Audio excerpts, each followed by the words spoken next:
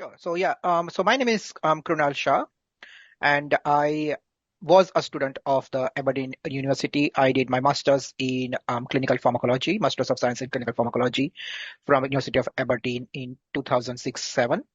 And I am currently working as an associate director of clinical project management at IQVIA Limited. And very happy to be connected with Aberdeen University, as that's where I start my journey in the UK.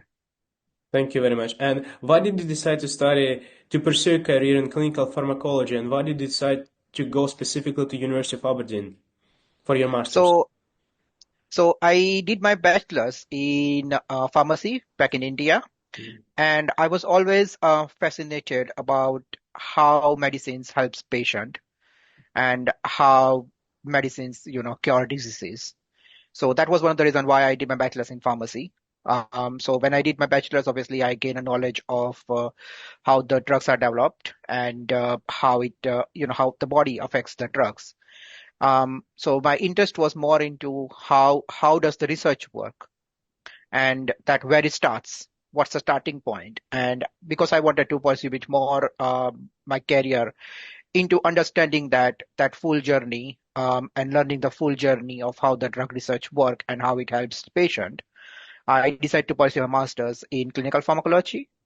And when I decided to pursue my master's, Aberdeen came up as one of the best university of my choice Mhm. in the UK. And that's where I choose to come to do my master's. Thank you. That's great. And could you share any key lessons that you learned from your initial roles as a clinical trial coordinator and how it helped you to navigate the complexities of clinical trials?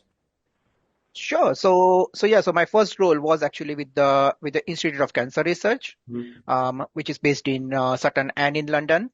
And my role was actually with the Institute of Cancer Research and with the Royal Marsden Hospital. So it was a combined role.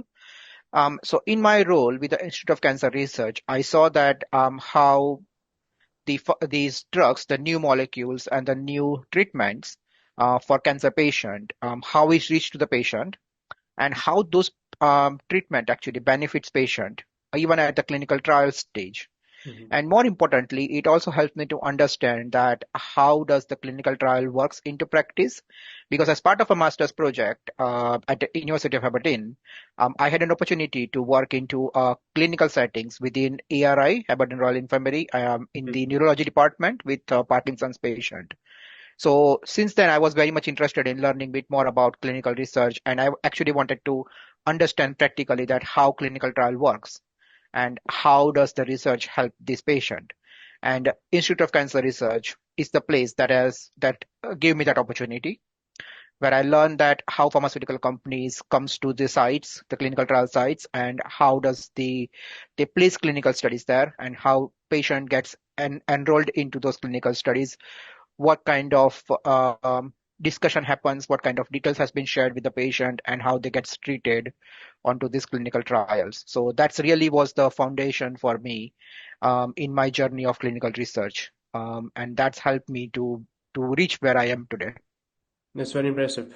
And what were some of the biggest challenges you faced while managing global clinical trials, particularly in oncology and infection disease? So there are several challenges. Some of the challenges are regulatory challenges that does varies from country to country.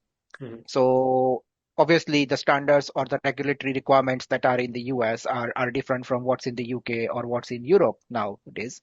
So that's one of the challenges. The other challenges are the operational challenges mainly because you cannot have a same standard for each countries. So Yeah. that is also another operational challenges that we have faced.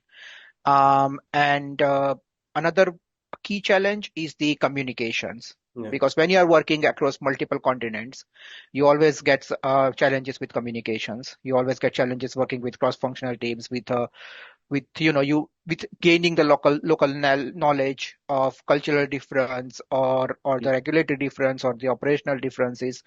So those are some of the key challenges. And the oncology world itself is so evolving right now that each country and the government within the countries have a different parameters to decide on how they wanted to place the drugs in the markets. What's the need for that patient? Because something that is critical for the Western countries might not be critical for the eastern side of the continent. So it does varies from region to region as well. Interesting. And as a project leader, what strategies do you employ to manage multi-site clinical trials and ensure compliance with good clinical practice regulations? So every time we select a site for a clinical trial, we need to ensure that the site is trained in GCP. So that's the most important parameters. We Hmm. always check that the investigators who's been assigned as a principal investigator has a knowledge of good clinical practice, has have worked as a principal investigators. That's what ideally we look for. But if not, then at least has a good amount of experience working as a sub investigator or the name investigators as well. So that is always one of the parameters that we look for. And then there are several other the challenges and the phases that we go through before we select any sites for the clinical trial. We look out that they do have a populations that they wanted to treat, and we also select based on to the requirement within each country. Yeah. In terms of the prevalence of the diseases, so there are several studies and analysis goes through it before we select a particular site that wanted to participate on a clinical trial. That's very interesting. And what has been your approach to mentoring junior team members and helping them to grow in their clinical research careers? So um, I do like to mentor team members by giving them an opportunity to work. So every time I'm mentoring someone, I always give them the expertise and knowledge that I have gained over the years. So I shared my experiences with them. I teach them on what they can do to make their own journey better. Yeah, But one thing I like to do is that I like to empower them. yeah. So I like them to do things even if they are going to do it wrong, Hmm. because only if they do it, then only they will learn it. So I believe in a practical approach. I believe in giving them the right advice, and I also try to highlight them not in a critical way, but not in a criticism, but more in a way that, okay, you have made a mistakes, but what have you learned from that mistakes, and what can you do better next time? So that is always my approach. Communication is key whenever you are mentoring someone, because giving them the right feedback, Hmm. even if it is a criticism, I think it's very important for someone to grow in their career. That's very interesting. Thank you. And with the evolving landscape of clinical trials, what major trend do you see shaping the future of the industry? So industry is more moving towards now more digital solutions like AI. So AI is now becoming a really big part of the clinical research industry as well. There are lots of investments going on, lots of development going on right now within the clinical research where which are becoming AI driven, which in a way is helping everyone, not only the pharma companies, Mhm. but also to the end users, because people are now getting tailored solutions for their issues. So pharma companies also kind of focusing a lot more onto the AI driven solutions, which actually helps them or will help them in a long run to reduce the financial burden as well. So it's more becoming an AI driven industry now. Interesting. And what are the key challenges in conducting clinical trials post-COVID-19, and how can organizations adapt to them?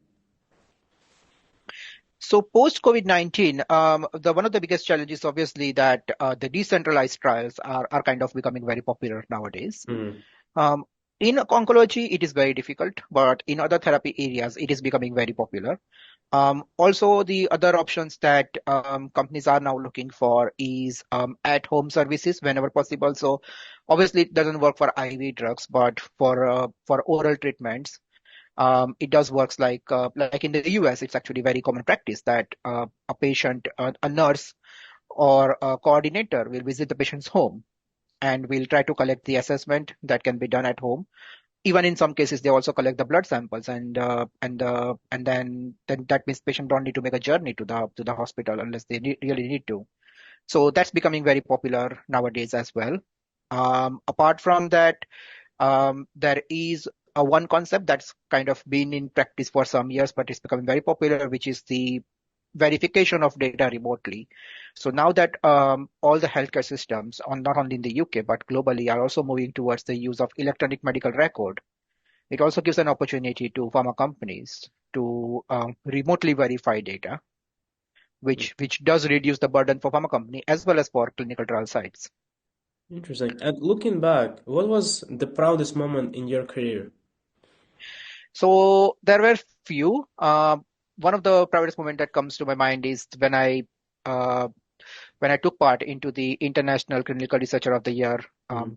competition, and I got silver, so I came second into the project management category. That was one of the really proudest moment of my career. But there are several moments. So every time I see that a patient is getting a good results, is a proud moment for me because that means I feel like okay, I have done something to I have contributed, even how small it is. I have contributed to someone's life Yeah, and someone's disease journey really. that's very impressive. Well done. And what advice would you give to aspiring students who want to work in a similar field as you work in now? um I would say it's an aspiring research. It's a very aspiring research facility. If someone wants to work into this, they should consider it because it's a field where you can get knowledge. It's a field where you can get expertise, and more importantly, if you are passionate about how you are making help to patient, this is where to work for. So there are lots of resources available. There are lots of trainings available that they can take. There is a certification available like the project management Mhm. PMP. It's an organization that does give you an accreditation if you complete their courses. So that is also helps you to be a project manager. That also helps you to work into the clinical research as well. So yeah. That's very interesting. Thank you. And how did your experience at PRA Health Sciences prepare you for your leadership responsibilities that you have now at IQVIA? So when I was working as a PRA, I originally joined as a role called clinical research associate, which is mainly going to sites, monitoring data, and communicate with investigators.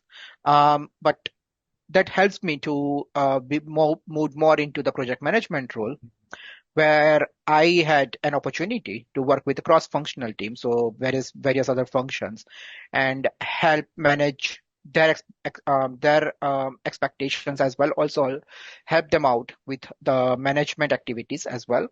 And that's where I started developing my skills as a project manager. And eventually, I have started managing larger cross-functional teams across several continents as well Yeah. within PRA, and that has developed my skills as a project manager as well as the management of the clinical research. And that has helped me to join IQVIA as a senior project manager and then later on be promoted as the associate director. That's very interesting and impressive as well. And two last questions. So, what are your favorite memories from Aberdeen, like from social life? Oh, I would say some of the really good memories are all the celebrations that we had throughout the year. All the festival celebrations that we had, all the student union celebrations that we had.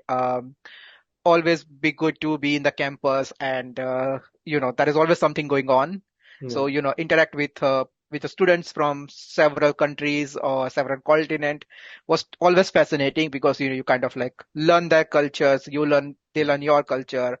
I think the year that I was in, I think we had a batch of around 14 students, Hmm. and pretty much all of us were from several different countries. So Yeah. you used to have like all small get-togethers outside the university as well, in someone's places. We used to share a meal. We used to kind of like prepare delicacies from our countries, and Yeah. used to do like a pot lunch as well. So yeah, those were some really good memories. Going out because we went, I think, Aberdeen and Edinburgh and Glasgow once for a conferences. Yeah. So it was a good outing with our tutor as well. So yeah.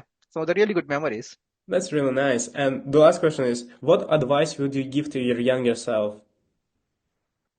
Um, I would give to my younger self an advice that perhaps I should have been more confident Hmm. on things that I probably could have achieved early in my life.